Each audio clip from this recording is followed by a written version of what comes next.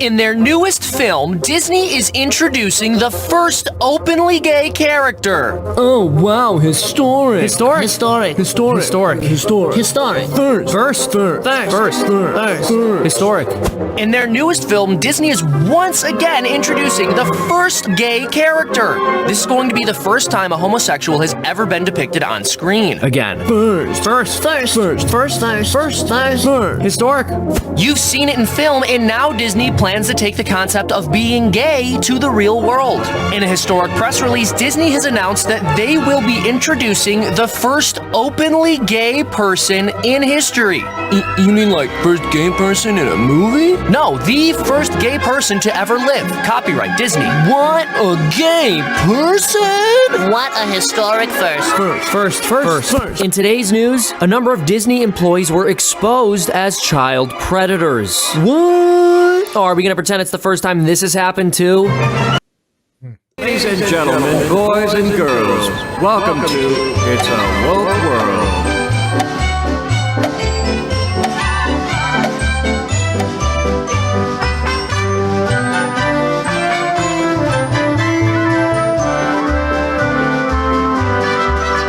It's a world of privilege and votes that are crowned. Welcome to Disney's education camp. So if your skin is white, it is time you can shine. It's a woke world after all. It's a woke world after all. It's a woke world after all. It's a woke If destruction be our lot, we ourselves must be the authors and finishers. It's a world of power, a world of fears, and we work long days to make souvenirs. All the millions of down and the weakers aside, it's a woke world after all. It's a woke world after all. It's a woke world after all. It's a woke world after all. It's a woke world. There is a land where you once lived free as a countless pig of the bourgeoisie. We could eat till we're fat and would go till the crap if we just get past that wall. It's a woke world after all. It's a woke world after all. It's a woke world after all. It's a woke world.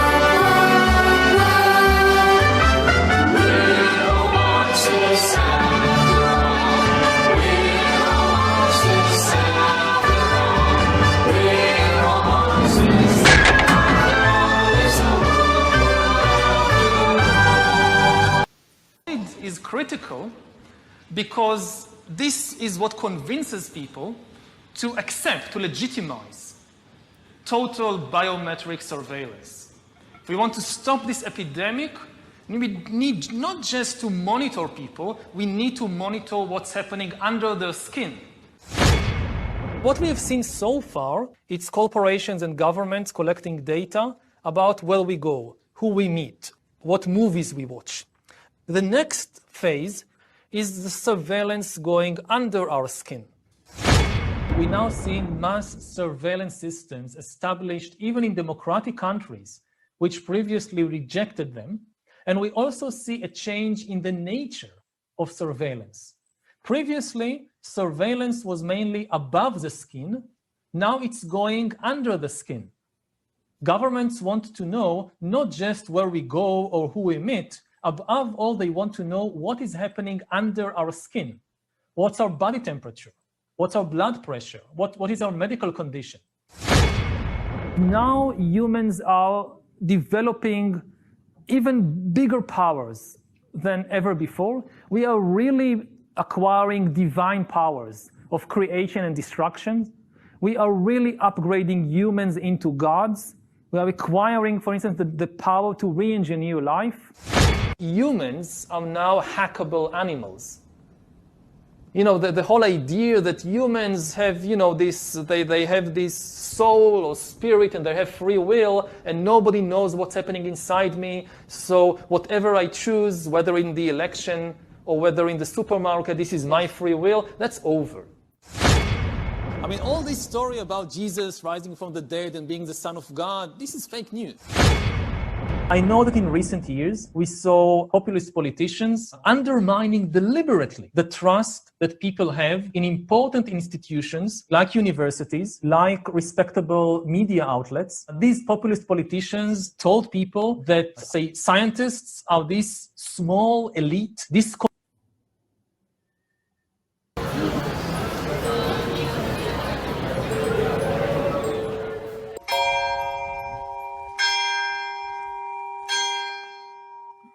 And welcome back to another thrill-packed episode of News from the Pew. I am your humble host, the Armed Catholic Rick Barrett, and I am joined by 5 of my best Lululemon salesmen to bring you in-depth coverage on the news that impacts you.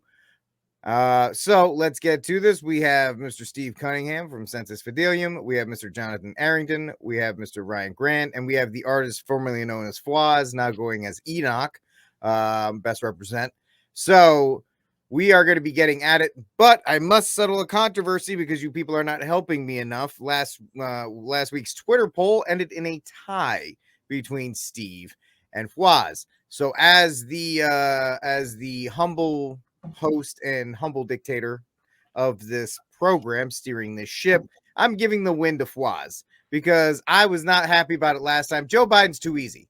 That's literally like picking Shaq to be on. That's very woke of you. Oh, please. You picked Joe Biden, for goodness sake. You literally rolled out of bed and was like, Joe Biden. You didn't even put any effort. Come on, Steve. Where's your commitment to diversity? Right? That's right. Also, Fwaz picked a black female lesbian. Oh, so you let the terrorist have the black female first. So That's all right. That's all right. I mean, next time, Steve, you need to do better. You need to quote Falcon from Falcon and the Winter Soldier. You need to do better. Joe Biden and the woke soldier. That's right. No, Joe Biden's no longer on the board, so he's off the board along with Will Smith for the next couple of weeks. So, Fwaz, as the 3-time winner now, you get to pick which part of the order you go. I mean, Fwaz is absolutely dominant at this point. And he picked Will Smith. I said Will Smith is off the board. I didn't say Jada was off the board. All right, that's on you. Erroneous. That's on you, Steve. Picking on bald women. My goodness. Well, as a bald man myself, she's just members of my community. Where do you want to go? I'll give the guys a break. I'll go first this time. All right, so that's the order. Since Ryan wasn't here last week, he goes second, then Jonathan, then Steve. So let's get right into it. The escalating tensions between Ron DeSantis, as I like to call him, King DeSantis, and the Disney Corporation continues to show that the PR department at Disney must be on spring break for the last 2 weeks, because no PR department in their right mind would have allowed this thing to escalate to this level, where you have Disney employees who are running around talking. Oh, and by the way, this is in reference to HR Bill 1557, the supposed don't say gay bill that was signed in Florida, protecting children up to from kindergarten to grade 3 from being groomed by teachers. And they are groomers. I will settle that as well. But the Disney Corporation was bullied into it, even though Abigail Disney, who's some descendant of Walt and Roy P. Disney, which is the great grandson of Roy Disney, who the brother, have both come out and strongly taken the position of the groomer. But it just is not working out for them, because I guess, sexually grooming children is a line that even most Americans won't go with. But DeSantis keeps fighting back. So I think we have a video of DeSantis on Fox responding to all of this. In a second, you do. At the end of the day, I think Disney has gotten over its skis on this. And look, there's policy disputes, and that's fine. But when you're trying to impose a woke ideology on our state, we view that as a significant threat. This wokeness will destroy this country if we let it run unabated. So in Florida, we take a very big stand against that. Boycott Disney! Boycott Disney!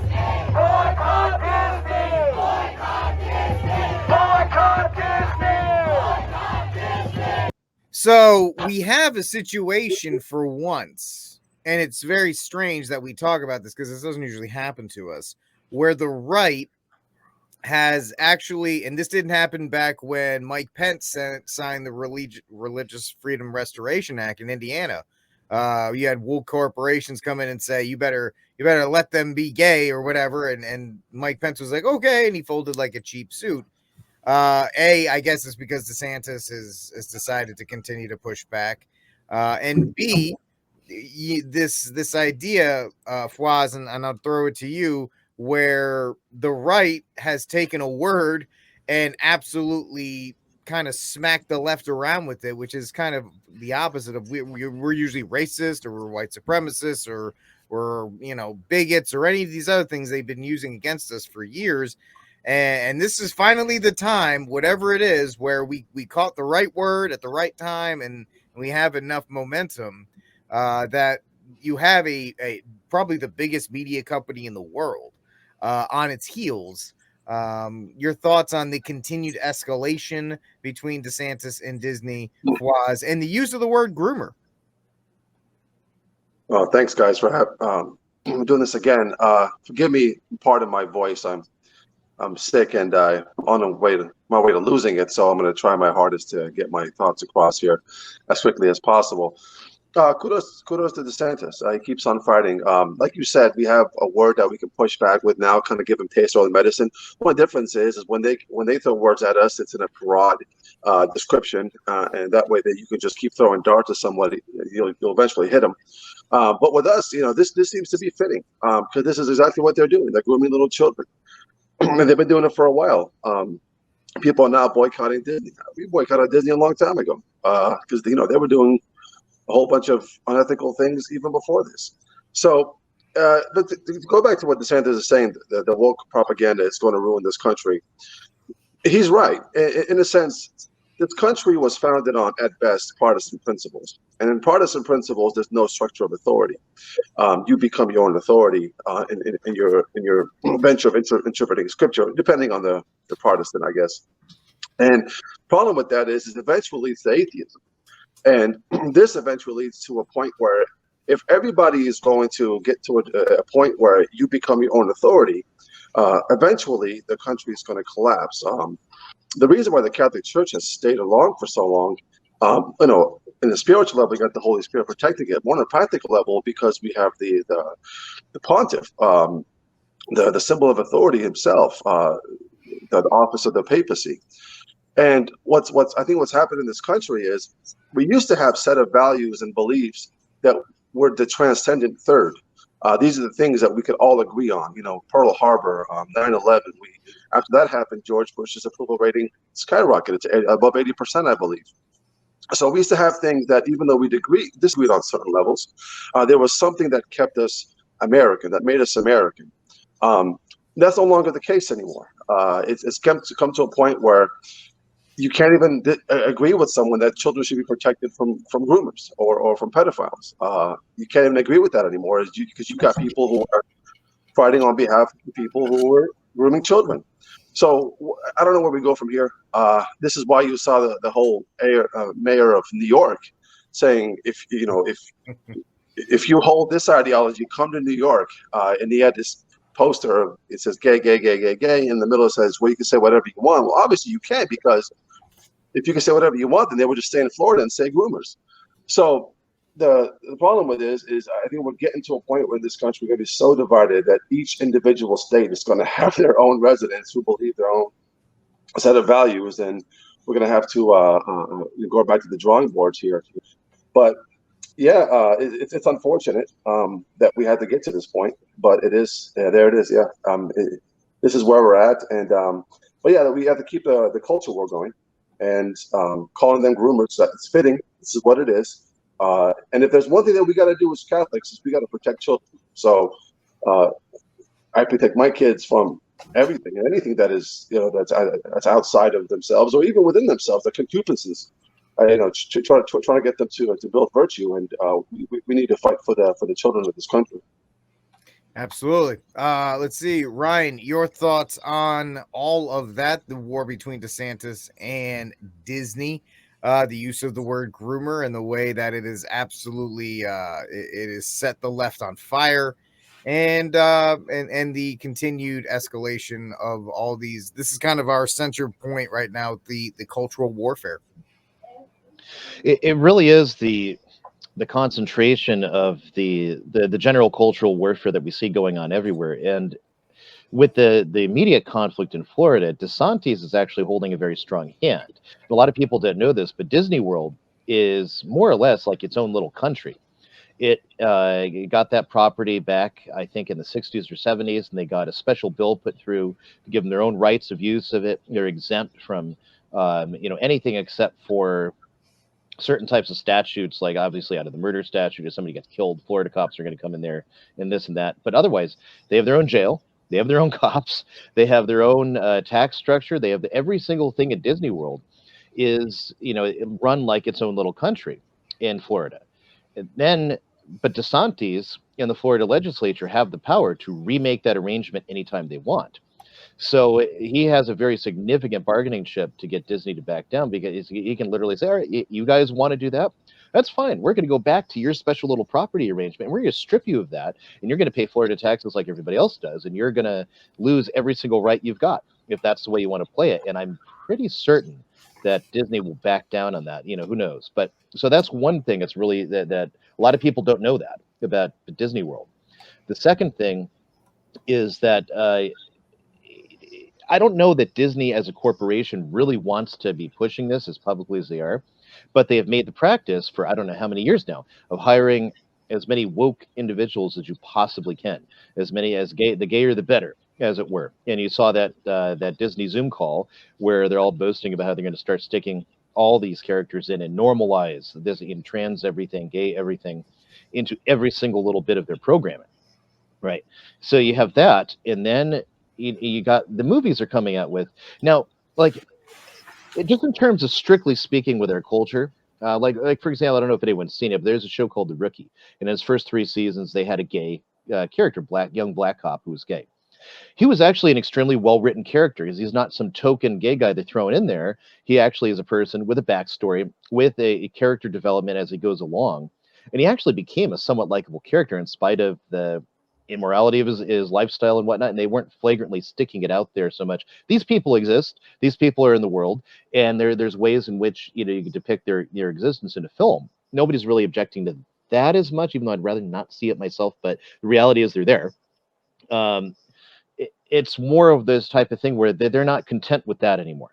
And obviously this is the first time it's ever been done. I mean, look at Eternals, a crap superhero movie from a decent comic, but the whole point of the Eternals comic was the artwork and the of Jack Kirby, right? Just this brilliant artwork, and they didn't put any of that into the movie, and it was just a celebration of diversity, so-called, of a pointless movie with a horribly written script which goes nowhere basically. And then I don't know, I could go on that. And then the director for that is sitting there at this presser because they won some award or something at the useless Oscars. And then, they are sitting there. The lady who directed is like, yeah, we got to fight. We got to fight for rights. We got to fight for what? As it is, you guys have special rights. People can't fire them. Even if they make themselves look absolutely obnoxious to the point where they're going to lose business, you still can't fire them. You have, like, even as a private business, for reasons like, hey, they make the company look bad because of this and that crazy thing they're doing, right? You can't do that. They have more special rights. They have more media attention for, like, what's the actual percentage of trans and gay and whatever in society, like 0.1%. And they have a massive media influence that's thousands of times. They are overrepresented. Their actual representation in society. So they're sitting there whining and screaming about that because this is the end game. And you remember videos that surfaced last year on TikTok and stuff where gay activists would come out and say, all those crazy conservatives who hate us, and you're saying we're trying to groom your children. Well, you are right, and we are doing it every day in the education. They're boasting of that last year. And then so people who don't want, and this should be a no-brainer. You're not going to sit there and talk about sexual issues with kindergarten through 3rd grade about anything. And it doesn't matter if you're heterosexual. It doesn't matter if you're gay or whatever it is. You don't talk to kids about that. And we're not talking about, a teacher with teenagers that seem to be mature and older and accidentally makes a mistake and misjudges his age group once or twice. We're talking about a systematic uh, thing that guess what it is to groom children. You're introducing gender dysphoria into kids that otherwise would never have the faintest notion about it. None of these kids would come out and say, "Oh, I'm trans now," unless they were told they were trans by their gay or trans teacher. That's the reality, and that's what DeSantis is shutting down. And then the proof is in the pudding. You have all these people saying, "Well, I'm not going to work here anymore." Good, goodbye. But you see that really is what it's in, because the bill doesn't criminalize them being whatever lifestyle they want to live and coming in and teaching a classroom, teaching math and teaching reading and teaching grammar and whatever. It criminalizes you sitting there and discussing matters like that with kids, because it's not appropriate. There's absolutely no reason to be talking about that K through 3. That's what the bill says.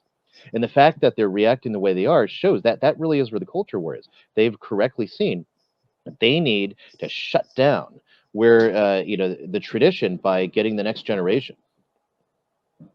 Yeah, absolutely. Couple things there before I jump to John.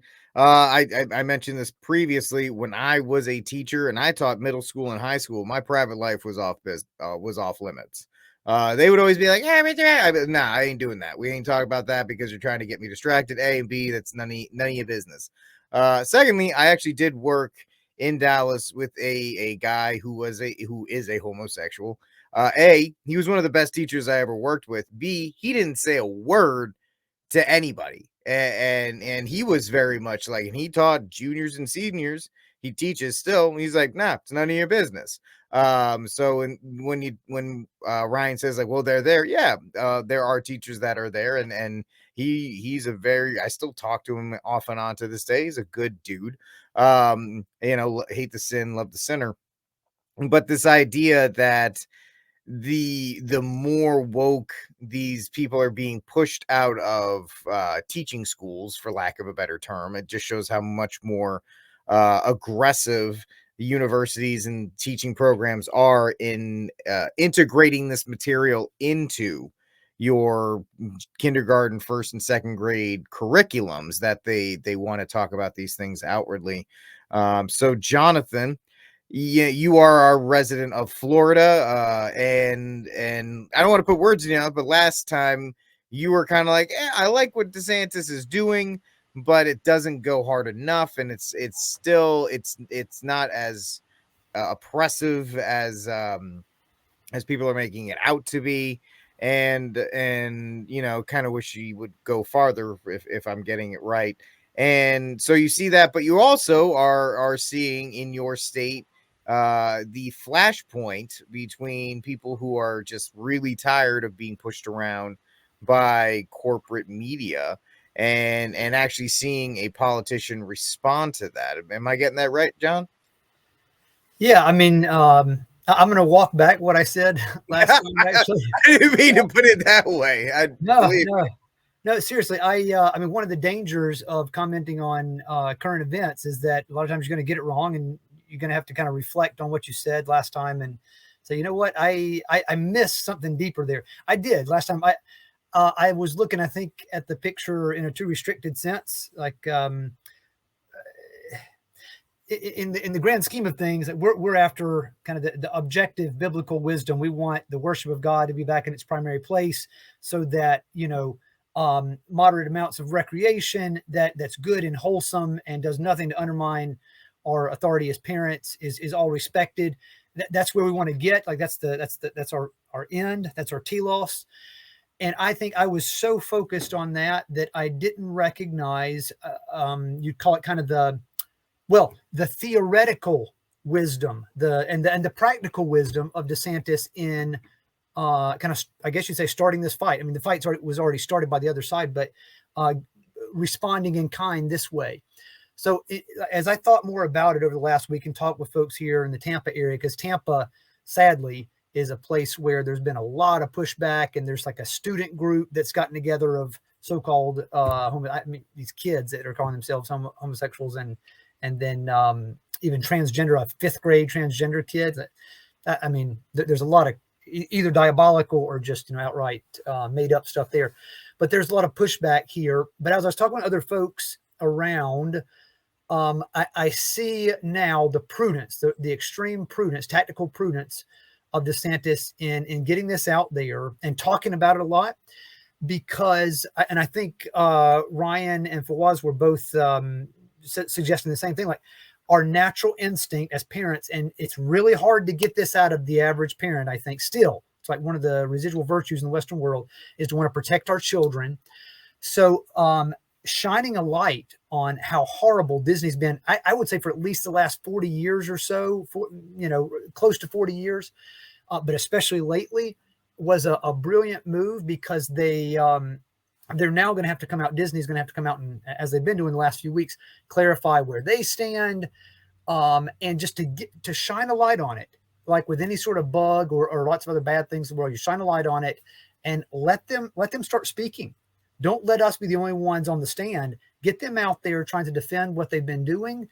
And it's good, because I think your average parent still is just grossed out and really angry at what they have a problem with us just saying we're not going to talk about this up until the 3rd grade. Are you kidding me?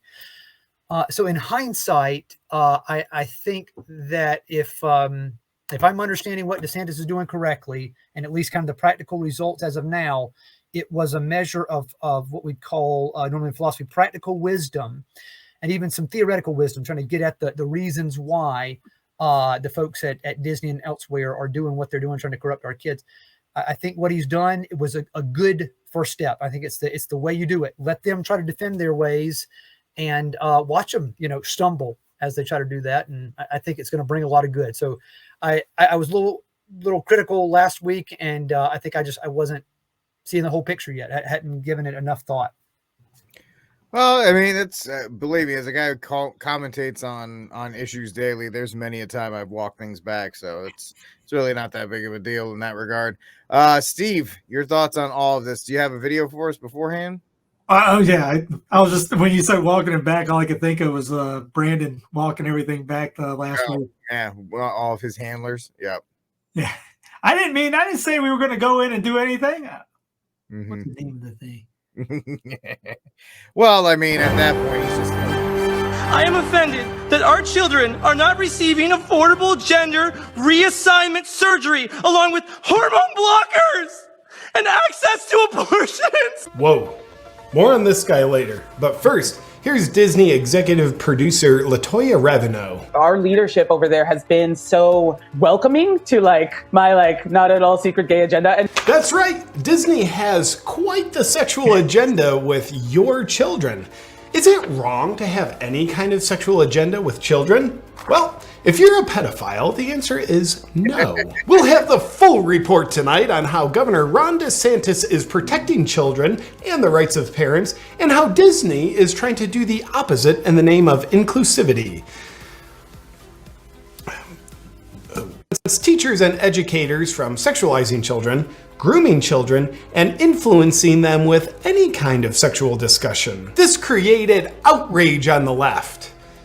Shocker, it is so unlike them to get outraged about anything. As the Babylon Bee reports, teachers who insist they're not teaching your kid about sex also weirdly outraged by ban on teaching your kid about sex. So of course, in response to Governor DeSantis signing the Parental Rights in Education bill into law, we, the media, who have a 100% accurate track record in reporting, started a smear campaign about the bill, deeming it the Don't Say Gay bill. Because of course, Florida is trying to prevent the inclusivity of gay and trans people into society.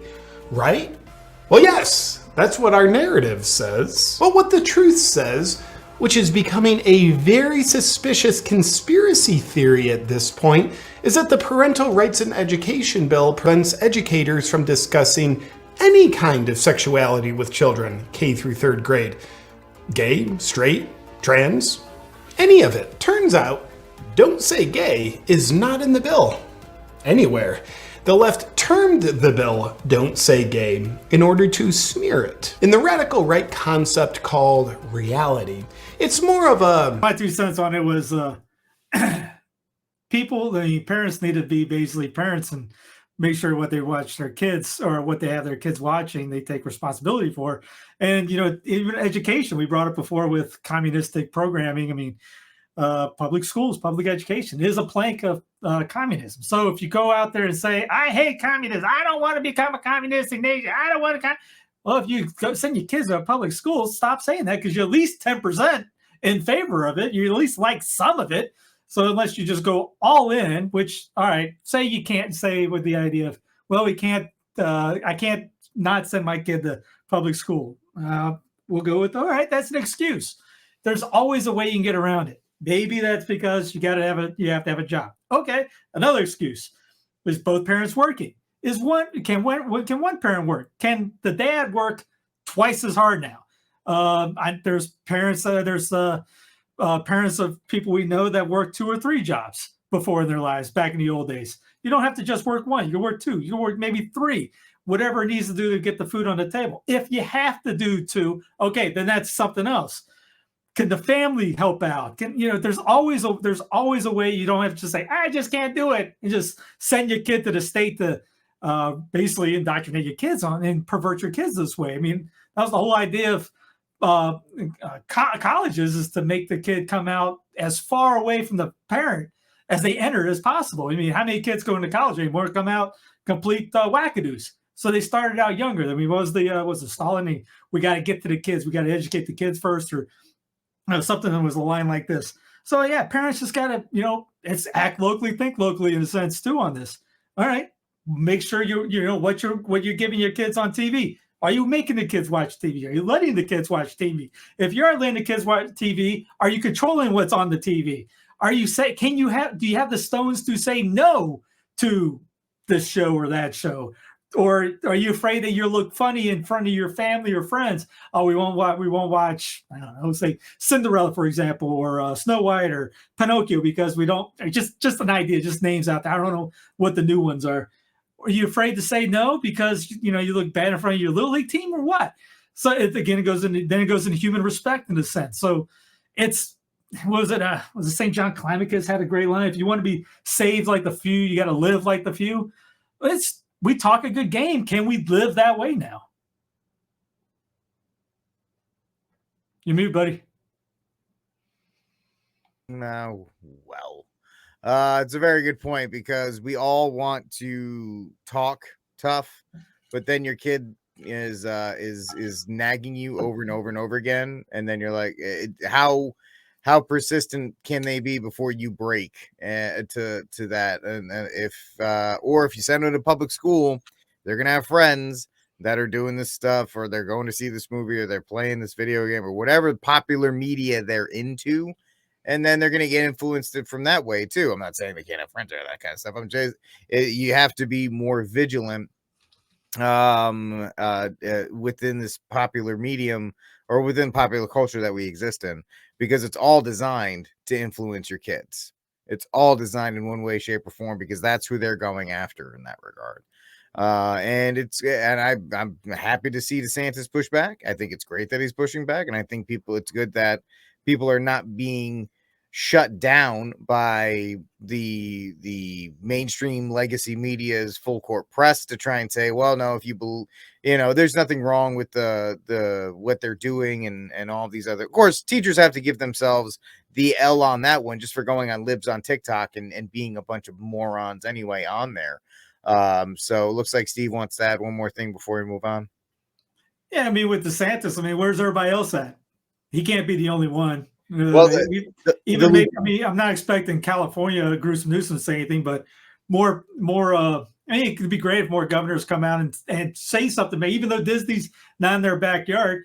But we put politicians in to protect the liberties of people, in a sense, and they have to look out for the morality of others as well. We could have some priests talk about bishops. They're pretty much silent on pretty much everything anymore. I would love for them to talk about the coming technocratic communist takeover that's going to affect their pocketbooks when it all comes down. If they think everything's going to be hunky-dory and okay with green cars and things like that, when their parishioners are starving and can't pay the bills, they're not going to get any money for their bishop mansions and homes, and the parishes aren't going to get monies from them. So we got to have more people talking politics from the pulpit. In a sense, I know there are some, but also, I mean, you have Oklahoma to just ban abortion, another state leading the way. You have Colorado, on the other hand, cranking up on abortion, and then Washington State on the green agenda saying they're going to get rid of cars by the end of the decade. So you're looking at, state by state level on leading the way of the culture warfare in a sense. Well, it's a union of states, so it's supposed to be like that, right? Oh, yeah, I'm for federalism. I know you're for it. I know you're for it in that regard. We have the lieutenant governor here in Texas, Dan Patrick, who's saying they're going to have their own parental rights bill, which means it's going to be terrible and crap and not very good in any way, shape, or form, because we have terrible leadership here in this state. We really do. But anyway, speaking of politics, let's move on to our next subject, which is the apparent beginning of the end for the sitting supposed president of these United States of Amazon, Mr. Joseph Biden. The writing is starting to be on the wall for him. And I mean, even the former president, Barack Obama, is not even giving him the respect that he would at least get if he was a recognized real president of these United States of Amazon. This happened this week when he went to go push the Affordable Care Act.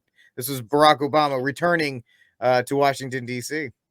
Thank you very much. Please. My name is Joe Biden. I'm Barack Obama's vice president. And I'm Jill Biden's husband. By the way, the only reason Jill's not here today, she's working. She's teaching. Thank you very much.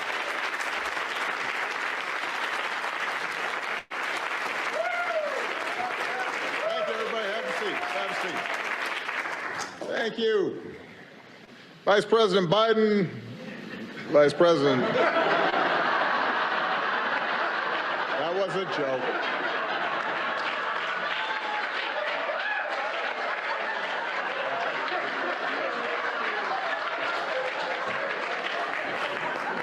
That was all set up.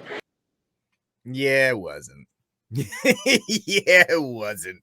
You just got trolled by the former president who you look at Obama. He would love to be back in that Oval Office. He's missing that real bad. He doesn't care how white his hair is. He wants back in. But he can't, so it doesn't matter. But it looks like between the Hunter Biden stuff and the dropping in approval ratings and the fact that the siren, the redheaded siren of the press briefing room, Jen Psaki's she's bailing out. She's gonna go do some random show on MSNBC. Is the time of Joe coming up, and are they really looking forward to getting rid of him and replacing him with Kamala Harris? I know you guys were talking in our Signal group about not jump to Fawaz because he mentioned this. Rush was talking about this before he died. That if this was to happen, they have everything set in place.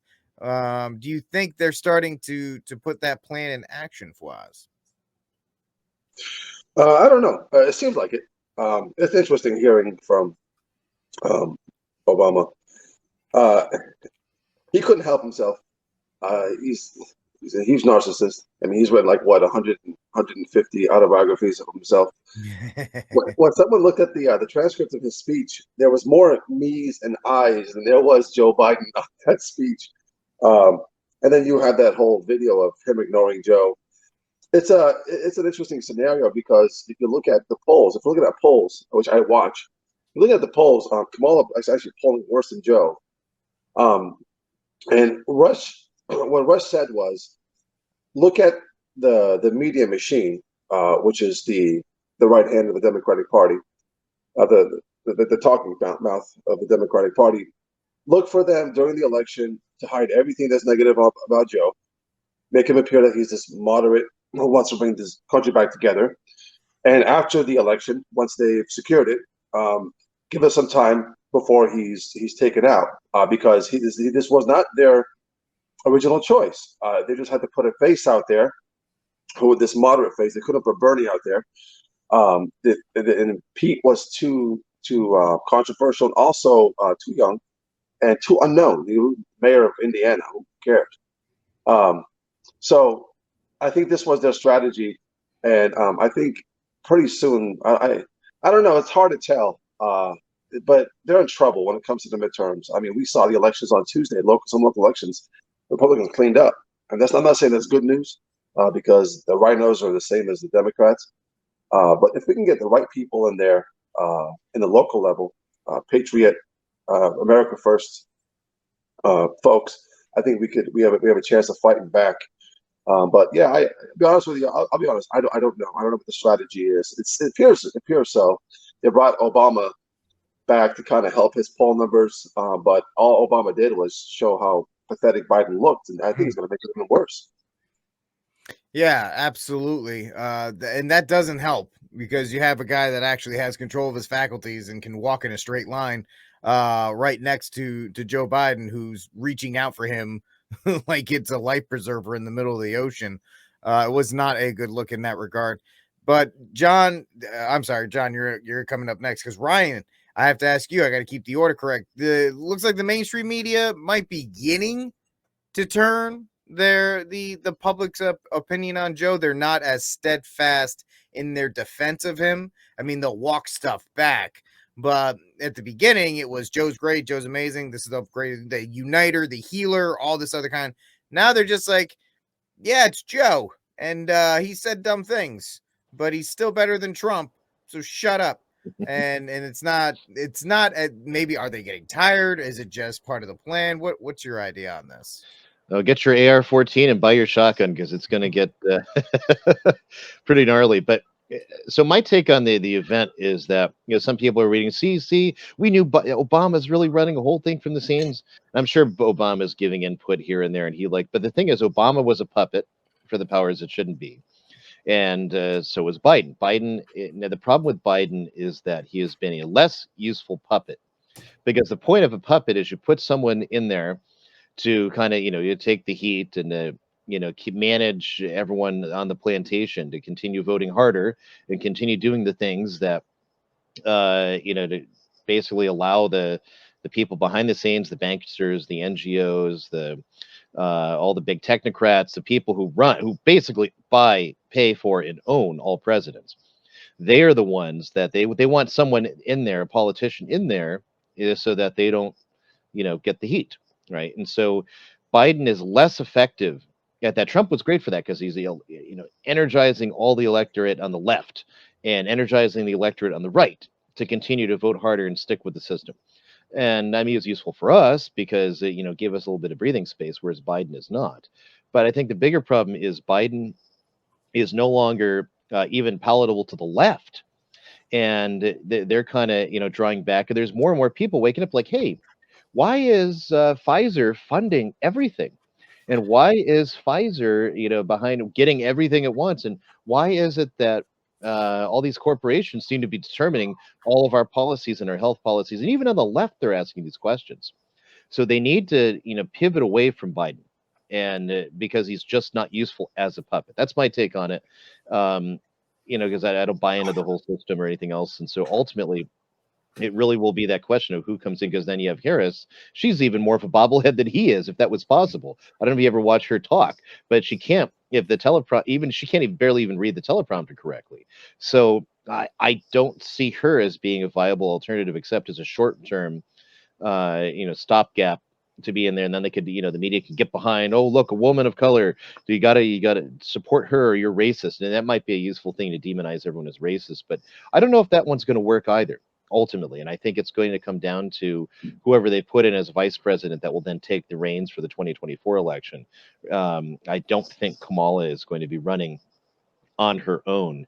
I mean, she could barely get any of the vote as it was during the Democratic primaries. She was only put in there so they could have a woman of color as the vice president. And so all it serves to have her is to have someone that they can then turn around and demonize all critics as racist. That would be the only useful thing, having her. Yeah, no, she would not be useful except as a placeholder.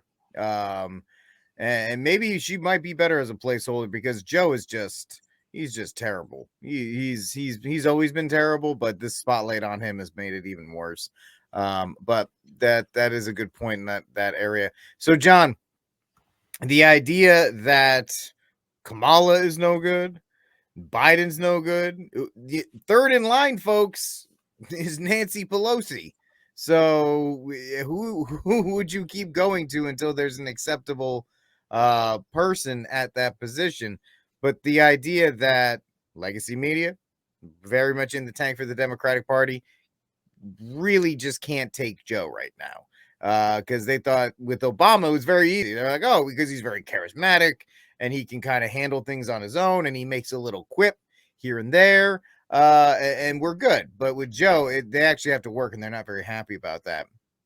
But what is the reasoning for you that the MSN is turning on good old Joe?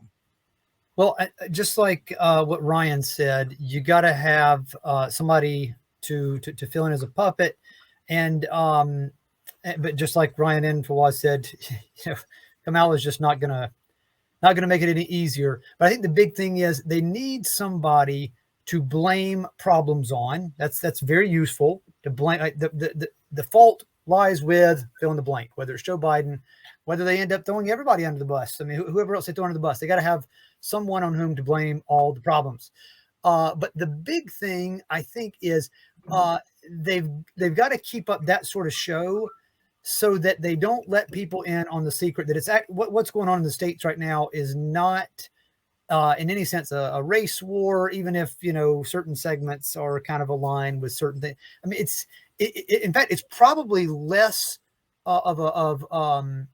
it's not as easy now, probably more so than ever before, to just peg and say, well, someone is a fill in the blank, their color, their background, and say they've got to be a Republican, a Democrat, a libertarian, you name it. I think it's probably harder to peg someone now than ever before, at least in my life, in my short life. I'm 40 tomorrow, so that just I'm young, but in my short life, I think it's harder than ever to do that. So they want to keep people from knowing that this is actually a class war. Effectively, it is, as Ryan said, it's these guys are puppets, okay, and they are used and given enough string maybe to hang themselves with, but they're used by those who really do wield the power and have just uber loads of money and access to whatever they want. But they're and these folks like Biden et al. Are also given enough money and other handsome things to keep them happy, to keep them more or less contained. But the big question is going to be: is the populace here in America, are the folks in Western Europe, maybe even in Eastern Europe, maybe even in other places of Asia, Australia, are they going to wake up to the fact that it really is a class war? That it is the folks who aren't just wealthy. I'm talking about the Marxist way of aligning things, but truly have the power and are the ones who allow money to be distributed through their connections with the banks. See James Corbett and stuff like that he said about these things to understand what I'm getting at. Can they keep that hidden much as long as they want to? If they can, kind of game over. They can pretty much do what they want unless God intervenes in a miraculous way. But if we catch on, if enough people catch on to the game that's being played here, then, I think we do have some sort of chance of fighting back. As Steve always says, it's going to need to start locally, and that's going to be the way you actually can convince somebody. You can't convince somebody online of these sorts of things. Even just I send people, Corbett Report documentaries, and are they going to listen to it? Are they going to watch it? Because it does take some attention. You got to pay attention to it. But when you do get a chance to rope somebody in and show them that it truly is an elite versus everyone else battle, then we got a chance of making some progress. I think it kind of doesn't matter what happens with Biden. It's just it's like the Will Smith thing. It's like sorry, I revealed his name. Yeah, no, you just can't use him for your. You can't put him in the cry room. You can mention him on air. That's fine, but it's all a show. It's kind of this world is a stage sort of thing, and that's the problem we're up against, I think. Yeah, everybody, the successful implementation, legacy media and everybody else is to put the focus on DC, and the president is not written in the Constitution, if you want to cite that, as a king, as the powers that he has today. But over 200 plus years, thanks to Abraham Lincoln and others. All that power has been put into that position where he essentially is an elected king, and we have to deal with it. And we have to deal with the fact I would that actually disagree with that a little bit in terms of that you have the supremacy clause, and the supremacy clause puts a lot of power into the executive branch's hands, which really, in my opinion, is the acorn that is now the oak. if that's the case, Ryan, then and why was so- the first branch written the legislative branch? Why was the because first they're the branch- ones who are the first supposed to make branch- the laws. Yeah, well, they also It make does- laws, the they priority also doesn't matter if the power is on the other side. Which position you put them in isn't indicative of the power they have. And that was realized very early. Even Jefferson in his second term was committing abuses of power left and right that were Lincoln-esque, really. For all his talk about liberty, when he was interfering in the individual property of American citizens, he actually sent troops out to enforce his particular will in regard to the Napoleonic Wars, with people trying to trade with the British because he favored the French and things of this sort. He committed all sorts of prosecutorial misconduct in the Aaron Burr case. He unconstitutionally did the Louisiana Purchase, with no act of Congress, no legislation, no legislative branch coming in. And, all of that was more or less upheld. So Jefferson's second term, I think, really paints what the nature of the presidency is. It is a king by another name just for 4 to 8 years. So and they gave the president more power than any English king had had since maybe Charles I. So I'm just not, seeing how it's if you go back to the original, you're suddenly going to be limited. I think you're always going to get to where we are now, just by different means.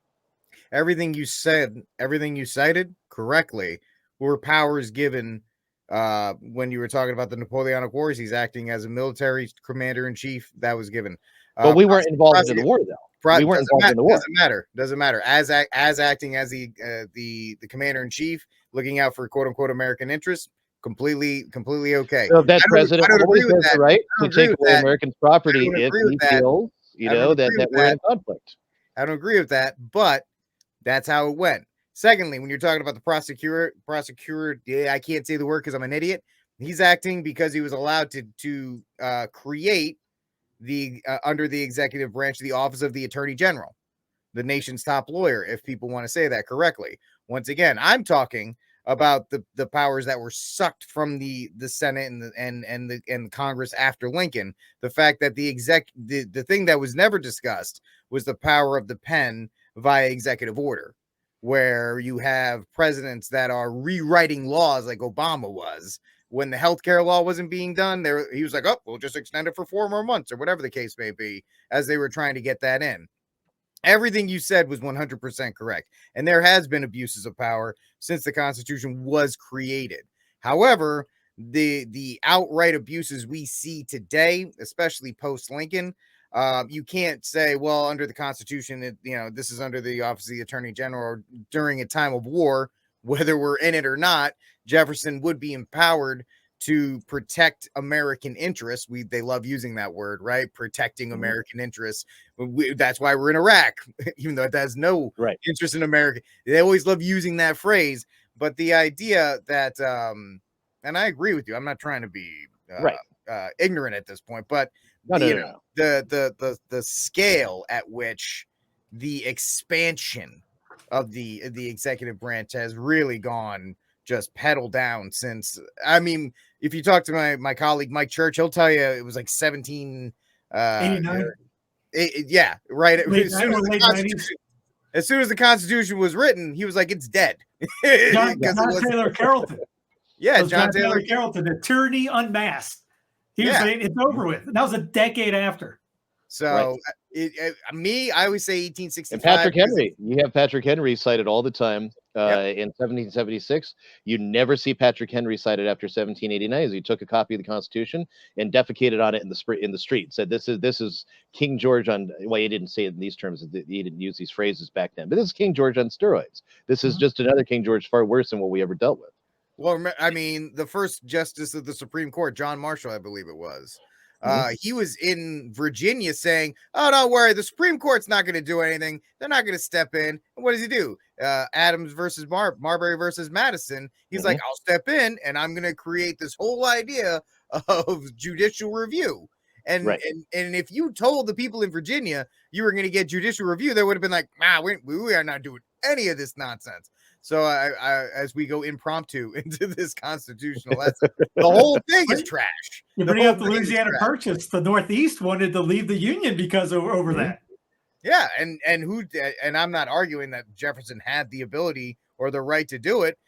But that's another example of executive orders and the way that he just kind of looked at it and said, yeah, okay, I think we can do this. And that's, one of the issues there.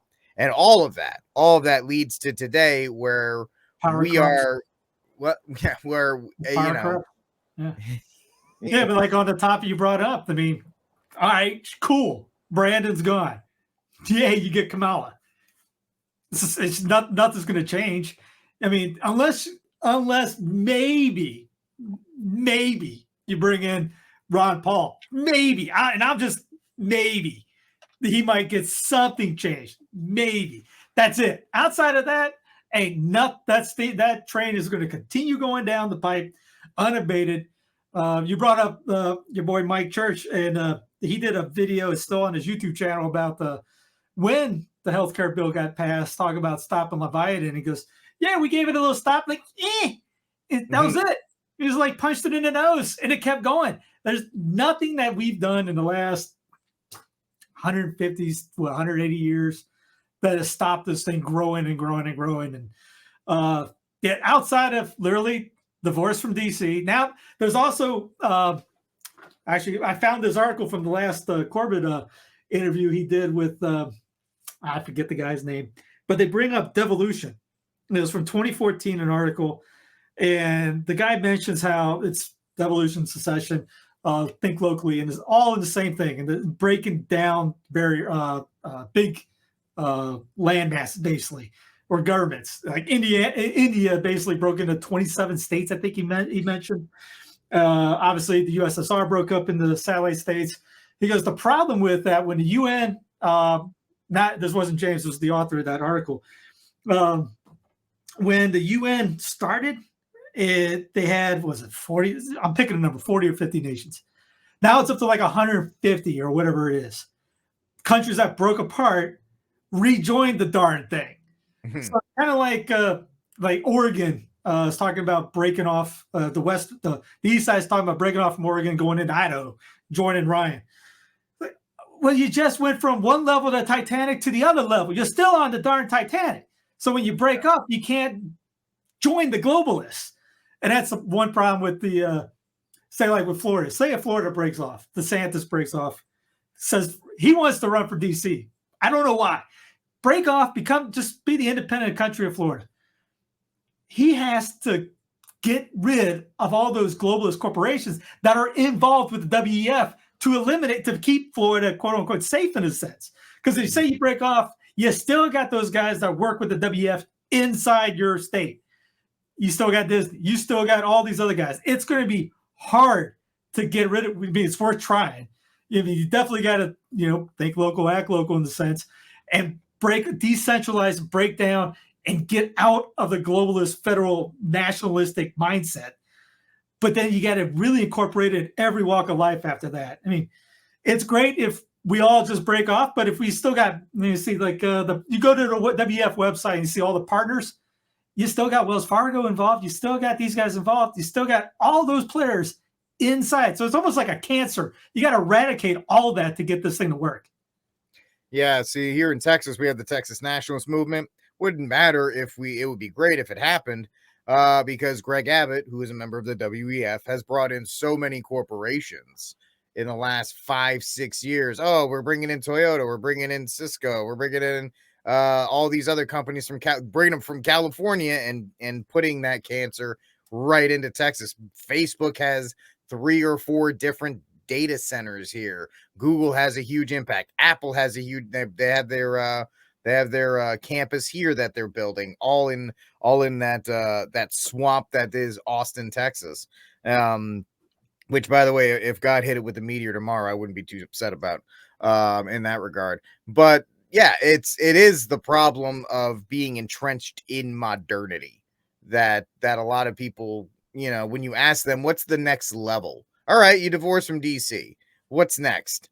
They just don't know because they're so used to, we got to give up Wells Fargo, you got to give up your iPhone, you got to give up this, that, and the other thing, and people just don't want to deal with that kind of nonsense because that's they'd rather stay on Twitter and celebrate somebody. And you see it like that transition. They'd rather celebrate somebody like Elon Musk being on the board because he bought 9.2% of it with his money, and now people are celebrating the return of Twitter. We're back, baby. I don't understand why people are First of all, Elon Musk is not your friend because he trolls people. He trolls people on the left and the right, and he's the richest man in the world.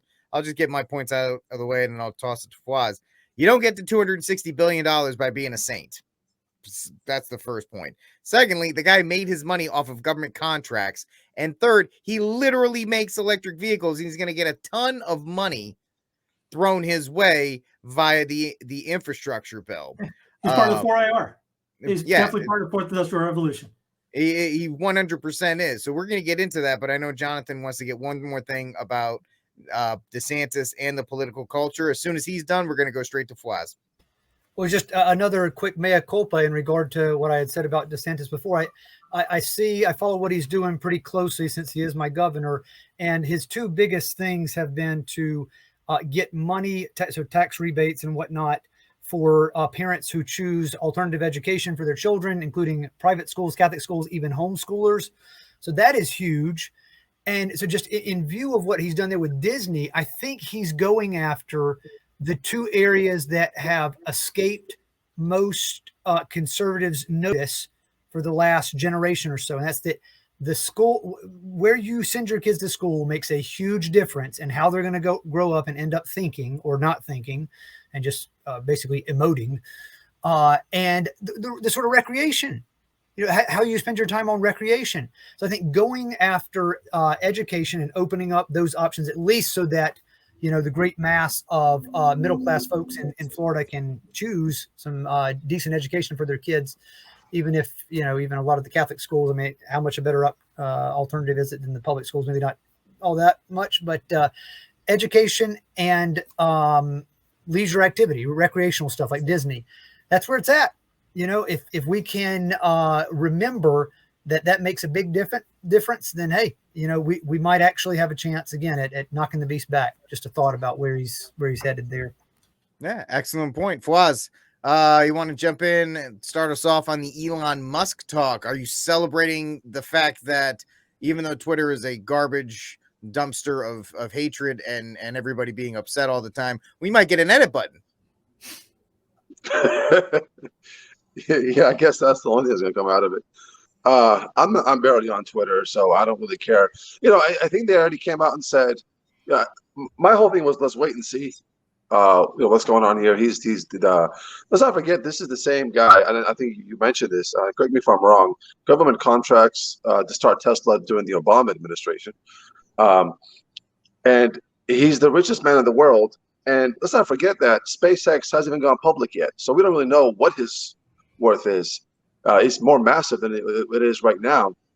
So I don't know. Well, we'll have to wait and see what's going on with it. They already said that they're not bringing Trump back. I said, if they bring Trump back, that would be something that's kind of contrary to what they want. So I guess I say that might be something there. Not that I care if Trump comes back to Twitter or not. But they already said they're not doing that. So there goes that.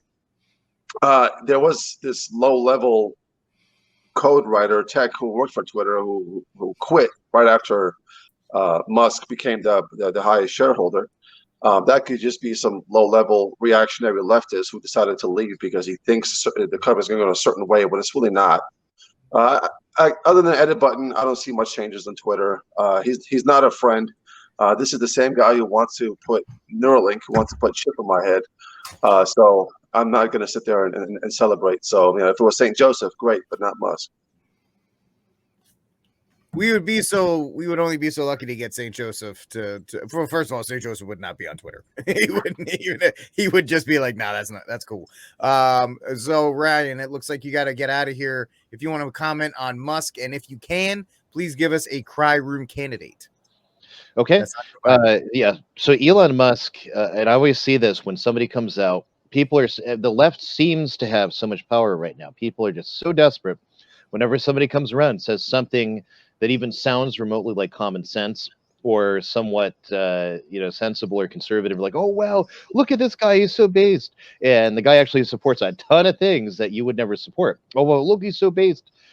Which I've never gotten the idea of how based, which means something very bad, somehow came to mean something good on the conservative side or anti-woke or whatever. But there it is.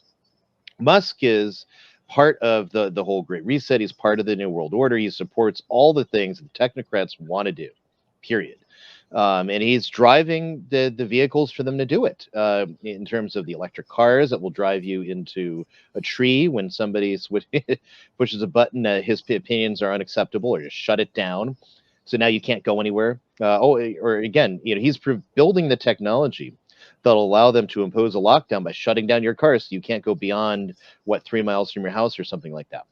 Fawaz mentioned the Neuralink thing. Yeah, he wants to put a computer chip in your brain. Oh well, what if people want that? What happens if it becomes mandatory? Because this is how these things work. They put it out there, and it gets kind of a not very robust response with enough people with common sense saying, yeah, I don't want them putting crap in my head. It's one thing to put it in front, the slave device in my hand, and give me the fondle slab and let me be addicted to this thing. It's another thing to put this crap in my head. And so people will be but then there'll be tax breaks. More people will be doing it.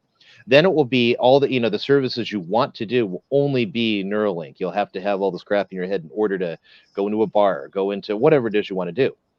Then it will be basically you have to do this or you can't pay your taxes, much like it'll be, and it'll combine very easily with the digital wallets and the jab passports that they're in, that whole infrastructure that they're building for the technocracy. And he's building it. So it doesn't really matter if he comes out and says a tweet that mocks Nancy Pelosi or something like that, funny as that might be, because he's on the same team, just on a slightly different side of the same thing, working for the same end. So he's not your good guy. He's not your hero savior. He's not, obviously he's a brilliant guy. He's able to make technology that barely works and still get billions of government contracts for it. So it's but you look at his where he comes from. His dad is a South African diamond miner. You're not a diamond miner unless you're involved in deep state, intelligence agent stuff. I wouldn't be surprised if he wasn't sort of like in a similar way to Bill Gates, kind of groomed to take over, bringing out technologies they've already developed to the public. And that's what Bill Gates didn't build Microsoft. Bill Gates's mom, sitting at the board of United Way, said to IBM, hey, my son Bill, he can't make his life work, can you get this for him? That's the official kind of stamp of approval story. The reality is, of course, Bill Gates was stamped for doing this kind of work, being the face of it. But then, he's not the cool guy anymore. Everyone hates him. So Elon Musk, look, he's cool, he's hip, he's so suave, he makes fun of the government. Isn't this great? He's doing the same thing as Bill Gates, except he's the cooler, hipper version of turning you into a slave in a nation that built by your grandparents. So you're saying he's 2.0? Yeah, he's Bill Gates 2.0. He's the cooler, hipper version of Bill Gates that's going to get you to put the chip in your brain, live in the pod, and eat the bugs, and not drive 3 miles away from your house if the government says so.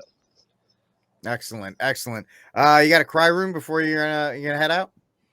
For this week, oh man, there's so many candidates you can't really narrow it down to one person to avoid the obvious ones.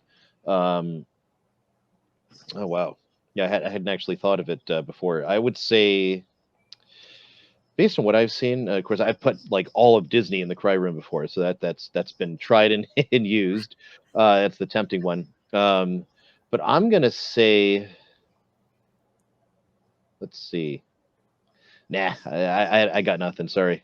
I'll let you. I have not outlawed Disney. If you want to throw them back in, I'll let you use it one more time. Well, yeah, I'd put the who's the current CEO of Disney right now? It's not Bob Iger. He departed, but I'd put, what's that? Chapek. Yeah, I'd put Chapek in because here he is, leading this battle as he doesn't necessarily want the battle, but he's doing it anyway because he's hired all the woke everything to run Disney. And now the employees are screaming about it inside, hey, you got to do something. And so he's doing this thing. It's bad for his company's interest. It's bad for all these different things. And yet he's pushing it through anyway, even though he knows it's going to be bad for his company and bad for whatever, because his employees that he's been a part of, bringing them all in there, and now they're mad about it. So it's so I'll put Bob Chapek in the cry room. And I know I keep saying I'll let you go after this or that, but Holy Week's next week. I don't think we're going to be having a show next week on Holy Thursday. Do you have a tip for Holy Week as we enter into last week of Lent? Tip for Holy Week is, if you have slacked on the penances you set up, on whatever you said you were going to give up, or you tried to start fasting really hard and then you gave up on it, it just got too hard, you got too busy. Don't say, oh well, I might as well just stop. Pick it up again. Just say, all right, starting now, I'm going to go back. If I said I'm going to do extra devotions and I haven't done them, I'm going to start doing them now. And again, read scripture, read the scriptures of the day every single day. Take like at least a half hour if you otherwise don't have a lot of free time, and pray with the liturgy of the church. Read through like the Holy Week offices, especially if you can't get to a Holy Week. Pray all these things. Get Dom Guéranger and just pray the traditional offices of the church. Just read these hymns, read these prayers. Take time to think about it and think about our Lord's mercy and His sorrow, and build up. And especially if you let it go, it's not too late. Pick it up, just like you ran a race and you're kind of like in the middle.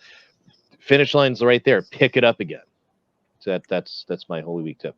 Excellent. That is Ryan Grant from Mediatricspress.com hanging out with us this week. We probably won't have a show, so have a blessed Easter, and we'll talk soon. Sounds good. God bless, guys. God bless. Let's see. That goes to John. Let's go back and talk about Elon Musk, the newest hero of the right. The celebration of trying. John, let me ask you this: do you think this is a way to try and get more conservatives? Because there's been a lot of people, like I'm barely on Twitter anymore. But do you think this is a way to try and get people to come back to the platform? Nothing's going to change, but hey, Elon Musk is on the board now, so things might get better, or whatever case may be, as a way to kind of change their image, because they become almost a laughing stock at how woke and terrible they are. I mean, could be. I don't think I could. You can't. It's hard to disprove a negative, though. But I don't know. My sense is that folks that the average folks that enjoyed Twitter for whatever reason are still on it. The folks that I never could get into the limited characters, so I've got an account, but almost never look into it. I don't really think that would have been their, if they know people as well as they should, based on all the data they mine. I don't think that would have been their MO. But my other thought is that, granted what Fawaz and Ryan said about a lot of the things that Elon supports, and he's not a true conservative in any meaningful sense of the word. Still, I'm a little bit nervous about the kind of generative thoughts where it's like you can't undo the path that was set up for you. Because yes, his history is iffy. A lot of it's shrouded in more secrecy than I think we could make a decent judgment on, though. I do know that if he actually is the kind of driving force, I don't think it's been disproven or proven. If he was the driving force and the mastermind behind having Tesla work the way it really does now, I haven't heard a great debunking of that, claim that he's the mastermind behind it. Then, I mean, he's certainly way smarter than Bill Gates. Okay. Yeah.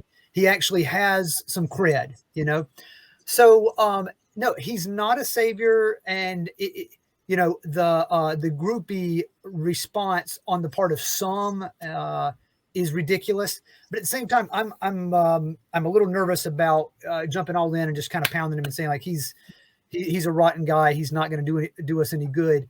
I mean, yeah, he's plugged in to a lot of the bad outlets, and yes, he got a lot of his funds from government contracts. But again, if he was the mastermind behind electric cars, maybe has been used up to this point. I don't know. It's hard to imagine that one as rich as he could have been used, but I don't think it's out of the question. I'm a little bit withholding judgment. I don't know enough to judge, although yes, it is goofy, the kind of cheerleading response he's gotten so far. But I would say the my kind of person I'd have to throw in the cry room after all this is a little bit easier to peg, and that's just going to be someone who certainly represents one who was bought out, and that's Mitt Romney. So, I mean, I know it's kind of all the Ketanji Jackson Brown, it's all a show and all, but I mean, Romney literally a year ago voted no on her for DC District Court of Appeals, and now is voting yes for the Supreme Court. I mean, those of us that have done some research into Romney back when he was first running for president, or actually was the Republican nominee, and I didn't vote for him. I didn't vote for anybody that year. Know how bad he is and how he's completely sold out to capital and even woke capital, as he's shown by his statements about BLM, stuff like that. I mean, he's the epitome of one that we know followed that evil path. You know, like he was bought out financially, right? He sold out principles, and especially his folks there in Utah who are not on board with most of what he supports. It's too bad for them. They don't know more about it. Brains. Yeah. Oh my word. That's him in a nutshell. My I guess you'd say saint of the week, if I can propose someone that's not actually a saint. I'm pretty sure he's not a Catholic. Tim Scott, senator from South Carolina. When he voted a certain way, I know this is kind of sticking to politics, and maybe it's a little cheesy to include someone like that, but he is one of the two senators from my home state, and certainly a whole lot better than Lindsey Graham, the other senator. But he made the comment when someone criticized him for voting no, and he's just following his, his kind of white senatorial colleague there, Lindsey Graham. And Tim Scott said, "You tell me a black man can't think for himself?" Because it was a white lady who had suggested it.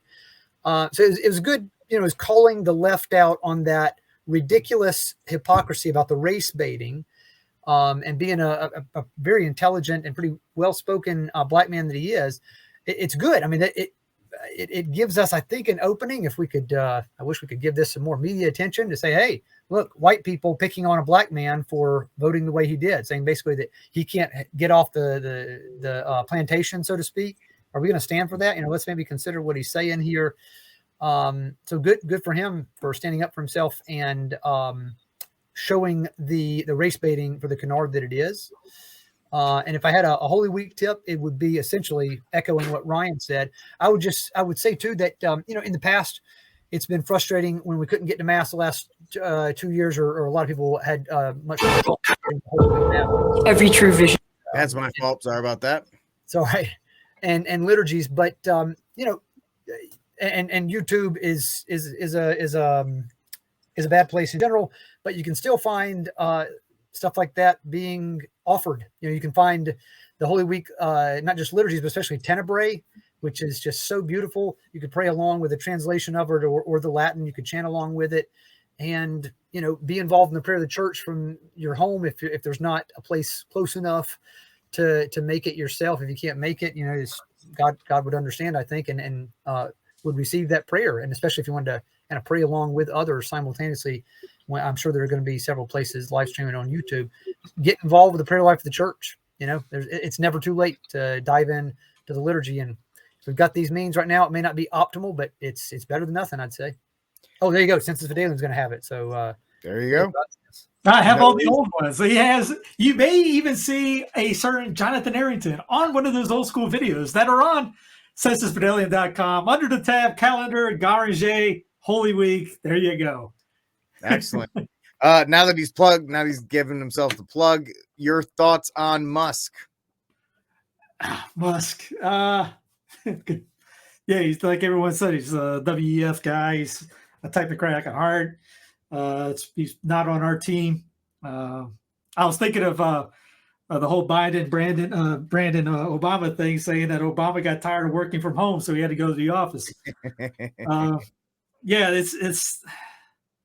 it's not something we should be applying. It's kind of like how the Trump video came out saying how great he is, and his best thing was the warp speed, getting the jab out in months rather than 3 to 5 years, and still he's going to go to a grave with that on his gravestone. I got warp speed out. No, don't worry. And still promoting the Ferguson and 100 million were going to die claim that the Black Plague was coming. None of these elite is somebody we should be listening. If there's some guy comes out there, if Elon came out going, what we need to do is I'm taking over Twitter.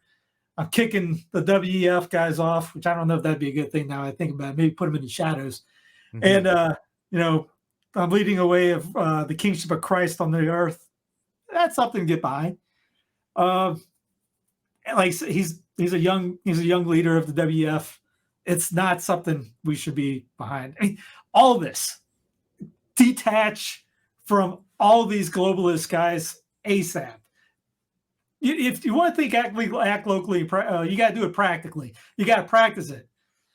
Get ordering a pizza. You going to Papa John's, Domino's, Pizza Hut, or you going to a local pizzeria, mom and pop joint? Are you going to the grocery store, like Kroger, Bi-Lo, wherever, Piggly Wiggly? People probably laughing at Piggly Wiggly. It's actually a store in South Carolina. Or you go into the farmer's market. Are you growing your own? You're getting eggs from your backyard if you have chickens or down the street. Are you going to, support the big, clothing line? Are you going to maybe try and make your own, or go to a hand-me-down shop, or go to somebody's mom and pop store that makes their own clothes? Things like that. Were you going to go to Disney for an amusement park? You're going to go find, like Charles Colomb talks about it, go find your parks in your state, the local, gems in the rough, basically. You have rock slides and little ponds and where nowhere goes to. You have millions of people go to Disney, but 5 or 10 people may go to these beautiful outdoors places in your state. You have gold in your backyard, you don't even know of it. Things like that can make you think locally in the sense, and maybe it'll make the down the road a little bit easier. Even Beck is talking about. I just saw a clip by Beck talking about got to think locally and act locally in the sense. But he gets into gold and silver, which I don't know if you're going to be able to trade a gold bar when this hits the fan with Mrs. McGillicuddy down the street for some eggs. You got to think different on that. You got to get together with your neighborhood, and that's knowing your neighbors and talking to your neighbors, maybe converting your neighbors. You don't have to go down to Sri Lanka to go evangelize anybody. You just go outdoor to your neighbor and talk to them. And I don't know, I got the new St. Benedict medal shirt on. Maybe wear that around town and say, hey, someone asked you that. Hey, guess what? I got one for you. There's one too. And talk a little bit about it. This is the one with the IHS on it. Maybe I'm call me crazy, but I wonder if they taking the IHS off the Benedict medal made it a little bit different. PAX, IHS, the holy name. Call me nuts. What am I going? Oh, the cry room. Can I put the entire country of? Well, do I put China or just Shanghai in that? I saw that video. You're gonna have to go Shanghai. Go Shanghai. You can actually. No, I'm gonna allow either China because that's the government that's doing it, or Shanghai. You can go either one. Okay. Here's We're gonna go with China. Edward Shred Schwab Squad, which is not his real name, but it's just this thing. And look what's going on here. You go to jail if you don't get tested. Yeah, but it's happy music. It is pretty happy music. It makes me feel all warm and fuzzy inside. Makes me feel like I'm at Disneyland. This, I guarantee Disney has this when you walk in. I guarantee you have to have that gun in your the hand. licensing from Disney. Disney sold them the licensing to use it. Food delivery. Government food delivery.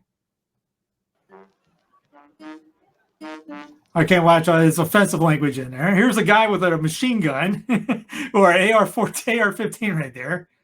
Yep. Make sure you're not walking outside. Kicked on the buses. I love this one scene. Let's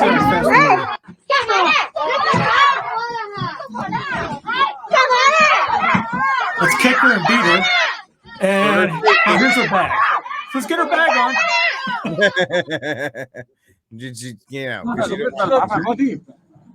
I guarantee nobody in the Western world has seen this if you're not looking for it.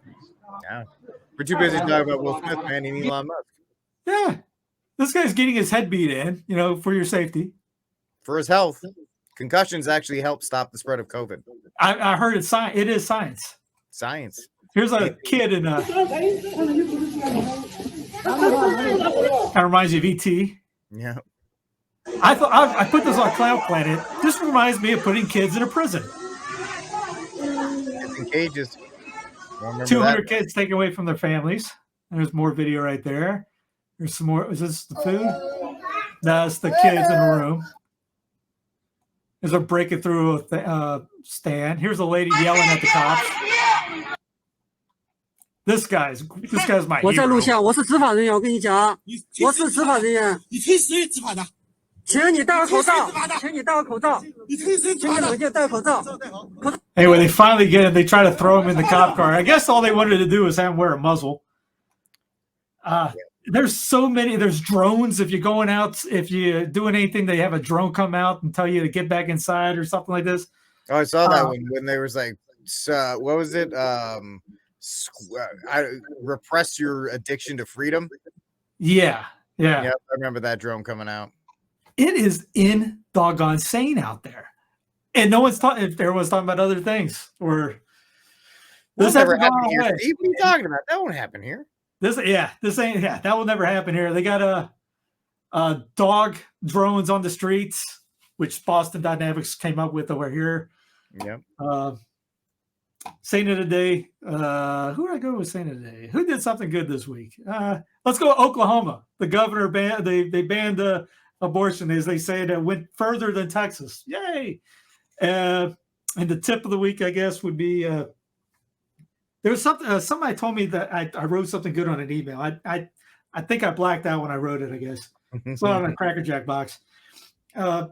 People aren't not every. It goes with the Garange meditations. Not everyone fasts. You fast for them.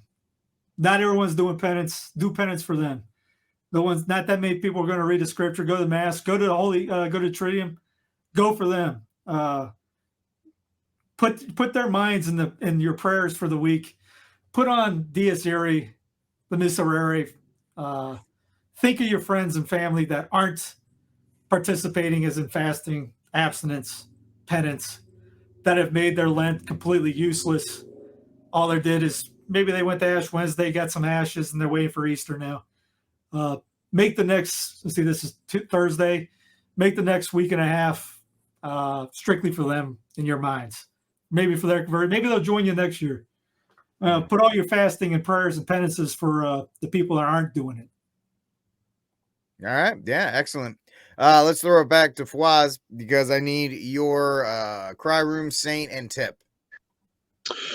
Before I give those, can I tell a joke real quick? Absolutely.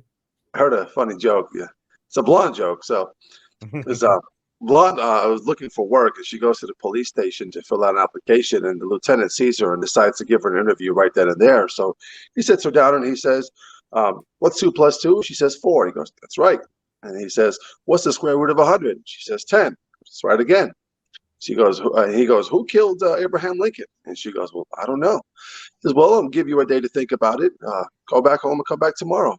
She's driving back home. She gets a phone call from her friend. She can't help the excitement.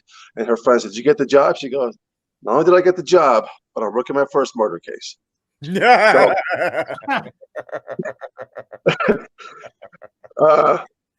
my That's terrible. My saint. What are you talking about? That's fantastic. Y'all were talking about Lincoln earlier. I thought I was talking about Lincoln. So my saint of the week actually is an actual saint. It's one of my favorite saints of all time. It was feast day a couple of days ago. Saint Vincent Ferrer, a great Dominican saint. A lot of people know about him. Unfortunately, I really wish more people would learn about him. Great miracle worker. The apocalypse, was it one of the angels of the apocalypse? They called him. Just a great Dominican saint. Definitely look him up, Saint Vincent Ferrer. And my cry room, since we're all putting corporations in there, I'm actually going to put the tube on there for what they did to my boy Steve and Sensus Fidelium. So they're going in the cry room, my personal opinion. So, and then my tip for the week is uniformity with God's will and just to suffer well. We don't realize it because we're finite beings, but even complaining about the weather on your way to Mass doesn't put you in a disposition to receive our Lord as holy as you possibly can be, because there's no defect in Him. And the fact that we're not saints when we receive our Lord, it's because there's defect in us. And even complaining about the weather on the way to Mass, just having any complaints hinders us from being disposed to be as holy as we are to receive Him. So just being in uniformity with God's will. Whatever He gives you that day, be happy. Amen to that. All right, folks, that's we're gonna wrap up this episode of News from the Pew. I want to thank Steve Cunningham. I want to thank Jonathan Arrington. I want to thank Fawaz, whose album comes out in 2 weeks, right?